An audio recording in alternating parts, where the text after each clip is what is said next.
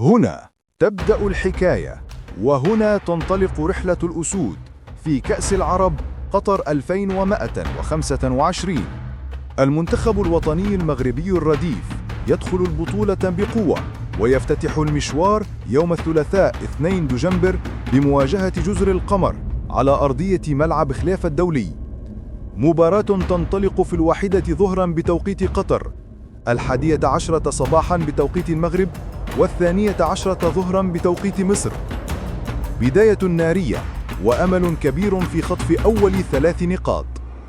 وفي المحطة الثانية الجمعة 5 دجنبر الأسود يواجهون منتخب عمان بملعب المدينة التعليمية. مباراة منتظرة تنطلق في 3:30 عصرا بتوقيت قطر، 1:30 ظهرا بتوقيت المغرب، 2:30 ظهرا بتوقيت مصر. مباراة قد تحدد شكل الصدارة، وقد تعلن مبكرا عن قوة المنتخب المغربي في هذه النسخة. أما ليلة الحسم الاثنين 8 دجنبر وعلى ملعب لوسيل الأسطوري، مواجهة من العيار الثقيل.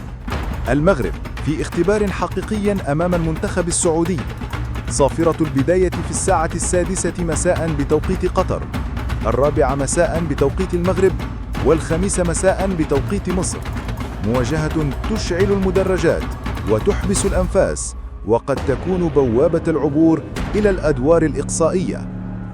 قائمة السكتيوي جاهزة، أسماء قوية، خبرة وحماس، من بينها صلاح الدين شهاب، مهدي بن عبيد، رشيد غنيمي، حمزة الموساوي، مروان الودني، وليد الكرتي، أشرف بن شرقي، كريم البركاوي، عبد الرزاق حمد الله، يوسف مهري، طارق تسودالي، ووليد أزارو.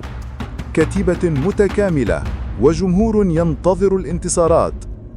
استعدوا يا جماهير المغرب، كأس العرب على الأبواب، والأسود قادمون.